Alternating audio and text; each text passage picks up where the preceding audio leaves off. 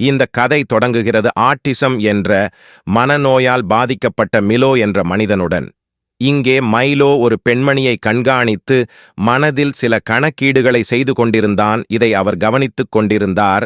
அவரை சுற்றி நடக்கும் விஷயங்கள், அவரும் விஷயங்களை கவனித்துக் கொண்டிருந்தார்.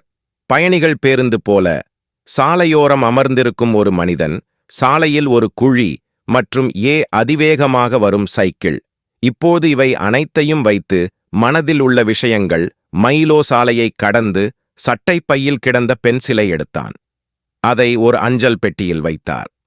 இப்போது மிலோ காரணமாக இதைச் செய்வது ஒரு சங்கிலி எதிர்வினை அங்கு தொடங்கியது மற்றும் ஒரு டாக்ஸி ஸ்பாட் ஹோல் வழியாக சென்றபோது காரணமாக தண்ணீர் தெறித்தல் என்று பென்சில் தரையில் விழுந்தது. இப்போது இந்த பென்சில் தரையில் விழுந்ததை பார்க்கிறேன் சாலையோரம். இந்த மனிதர் அங்கே அமர்ந்திருக்கிறார். அவரை அழைத்துச் செல்ல சென்றேன். ஆனால் அடுத்த கணம் சைக்கிள் ஓட்டுபவர் இந்த மனிதருடன் மோதி மற்றும் இங்கு சிறிய விபத்து நடந்தது. இப்போது இந்த விபத்து காரணமாக பேருந்தில் இருந்த டிரைவர் கவனத்தை சிதறடித்தார். சிக்னலில் சிவப்பு விளக்கு எரிவதை அவன் பார்க்கவில்லை. இந்த கவனக்குறைவால் பஸ் மிலோ கண்காணித்துக் கொண்டிருந்த பெண்ணை தாக்கியது மற்றும் இந்த வழியில் மிலோ அன்று அவரது கணக்கீடுகளின் அடிப்படையில் ஒரு கொலை மற்றும் மிகவும் புத்திசாலித்தனமாக ஒரு விபத்தை ஏற்படுத்தியது.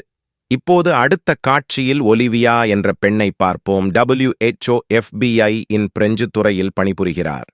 இன்று ஒலிவியாவிடம் உள்ளது, ஏனெனில் நீண்ட நாட்களுக்குப் பிறகு வேலைக்குத் திரும்பினார்.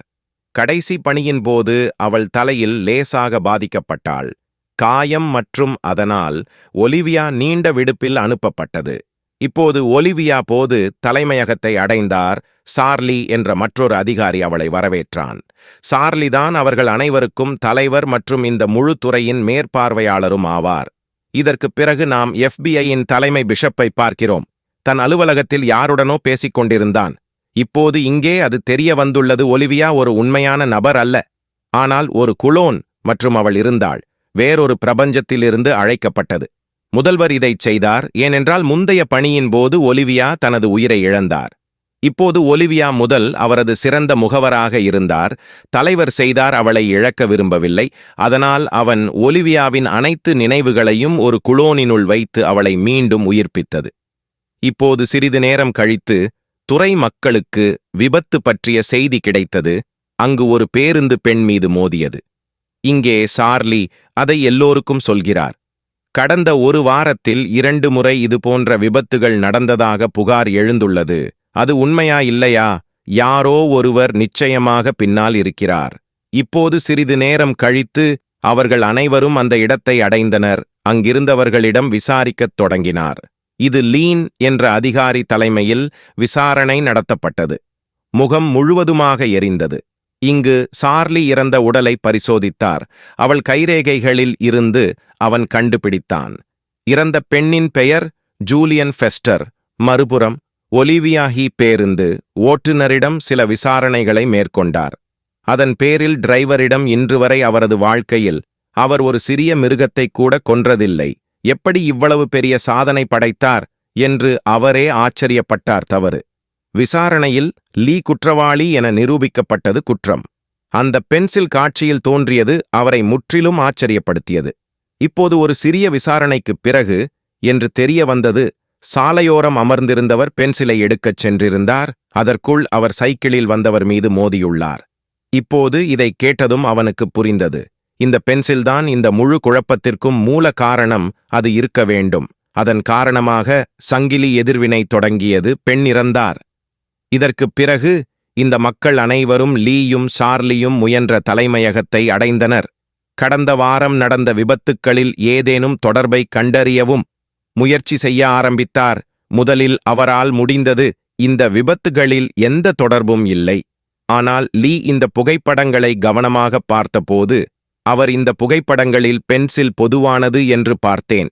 இது அவரது சந்தேகத்தை நம்பிக்கையாக மாற்றியது. இந்த 2 விபத்துகளுக்கும் யாரோ ஒருவர் பின்னணியில் இருந்தார். இதற்குப் பிறகு லீ மற்றும் சார்லி ஆஸ்ட்ரிட் என்ற பெண்ணை அழைக்கவும் இந்த பிரெஞ்சு துறையின் கணிதவியலாளர். இங்கே ஆஸ்ட்ரிட் எல்லோருக்கும் அது இருப்பதைச் சொல்கிறது. அத்தகைய ஒரு சங்கிலி எதிர்வினை மற்றும் பிறக்க முடியும். அதை ஒருவருக்கு சாதகமாக பயன்படுத்துவது எந்த மனிதனின் சக்திக்கும் அப்பாற்பட்டது. அது அவளால் சாத்தியமற்றது. ஆனால் அவள் வேறு ஏதாவது சொல்லப் போகிறாள். இந்த மக்களுக்கு மற்றொரு விபத்து பற்றிய செய்தி கிடைக்கிறது என தகவல் கிடைத்ததும் வெளிநாட்டினர் அனைவரும் அந்த இடத்தை அடைந்தனர். இந்த முறை எங்கே பார்த்தார்கள், அவர்களின் பாதிக்கப்பட்டவர் உயிர் பிழைத்துள்ளார். இப்போது விசாரணையில் அது சிறியது என்று தெரிய வந்தது. இதனால் பஸ்ஸின் முன் நாய் திடீரென வந்தது. பேருந்து கட்டுப்பாட்டை இழந்தது. தற்போது இந்த விசாரணையின் போது ஒலிவியாவின் கண்கள் அந்த உருட்டப்பட்ட பென்சிலின் மீது விழுந்தது. அவளுக்கு இந்த சங்கிலி என்று உடனே புரிந்தது. எதிர்வினை இன்னும் முடியவில்லை. எப்போது ஒலிவியா சுற்றி பார்த்தாள். மிலோ பாலத்தில் நிற்பதைக் கண்டாள். ஒலிவியா மிலோ என்று பார்த்தார். சாலையின் குறுக்கே இருந்த ஒரு மனிதனை பார்த்து ஹெட்போன்களை வைத்துக்கொண்டு சாலையை கடக்க முயற்சிக்கிறார். ஆனால் பின்னர் ஒரு எதிரில் வந்த ஆம்புலன்ஸ் அவளை நிறுத்தியது.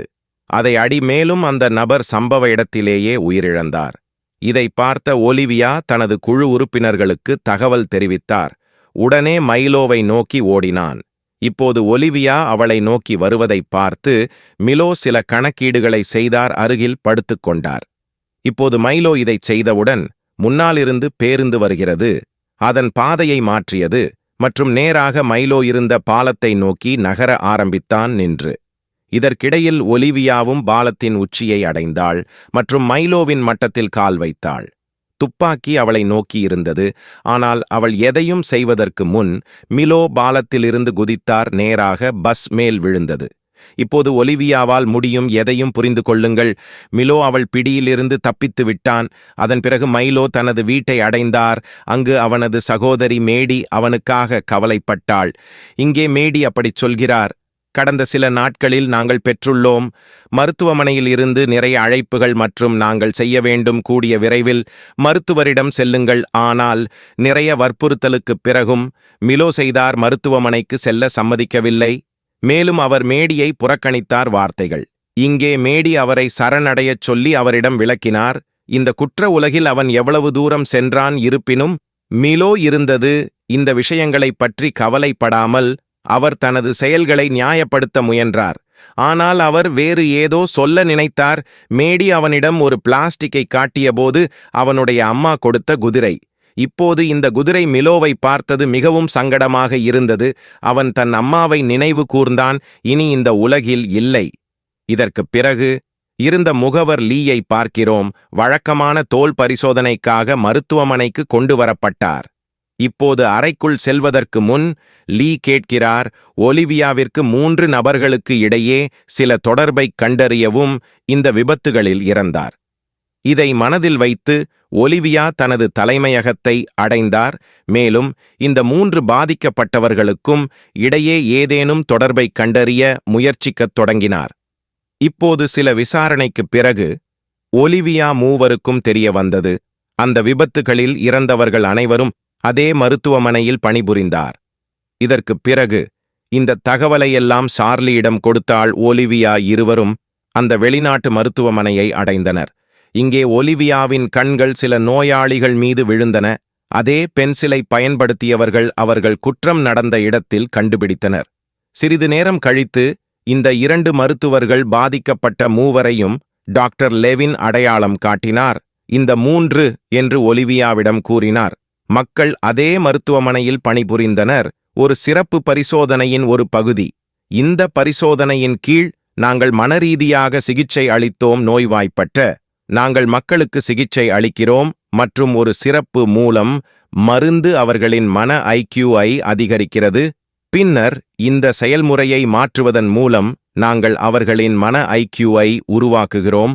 சாதாரண. இதற்குப் பிறகு டாக்டர் சில நோயாளிகளின் வீடியோக்களை அவர்களுக்கு காட்டினார். இந்த வீடியோக்களில் ஒலிவியா இப்போது டாக்டர் லெவின் மிலோ என்று கூறுகிறார். மேலும் அவரது நோயாளி மற்றும் இந்த சோதனையின் ஒரு பகுதி.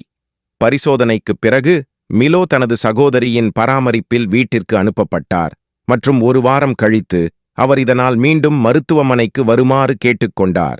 பரிசோதனையை மாற்றியமைப்பதன் மூலம் அவரது மனநிலையை சீராக்க முடியும். ஆனால் மருத்துவமனையில் இருக்கும்போது 1 வாரம் கழித்து ஊழியர்கள் அவரை அழைத்தனர்.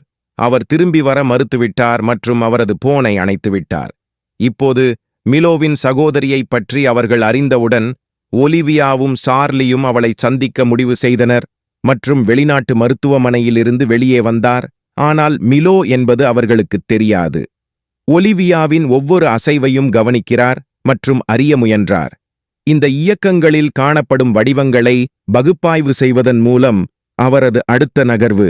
இப்போது சிறிது நேரம் கழித்து ஒலிவியாவும் சார்லியும் மிலோவின் வீட்டை அடைந்தனர். அங்கு அவர்கள் மேடியை சந்தித்தனர். அவர்கள் மைலோவை பற்றி மேடியிடம் கேட்டார். மேடி செய்ததாக பதிலளித்தார். மைலோ பற்றி எதுவும் தெரியாது. இப்போது இருவருக்கும் சந்தேகம் வந்தது. மேடி நிச்சயமாக அவர்களிடமிருந்து எதையாவது மறைக்கிறாள். அதனால் ஒலிவியா மிலோவின் கொலையைப் பற்றி அவளிடம் கூறுகிறாள் மற்றும் அவளுக்கு விளக்குகிறது மிலோ சுதந்திரமாக சுற்றித் திரிவது எவ்வளவு ஆபத்தானது. இந்த உரையாடலின் போது சார்லி வீட்டை தேடும்போது ஒலிவியா தன் சகோதரியிடம் சொல்கிறாள். இதைக் கேட்டவுடன் மேடி மிகவும் மோசமாக உணர்ந்தாள். அவளும் சில மாதங்களுக்கு முன்பு தன் தாயை இழந்தாள். இப்போது இதே நிலை மேடியின் இதயத்தை அனுதாபத்தால் நிரப்பினாள். அவள் ஒலிவியாவிடம் சொன்னாள் மைலோ. மேடி அந்த பரிசோதனைக்குப் பிறகு மைலோவின் மனம் மிகவும் கூர்மையாகிவிட்டது. அவரது கணக்கீடுகளை பயன்படுத்தி அவரைச் சுற்றி நடக்கும் நிகழ்வுகளை கணிக்க முடியும். அவரது செறிவை உடைக்க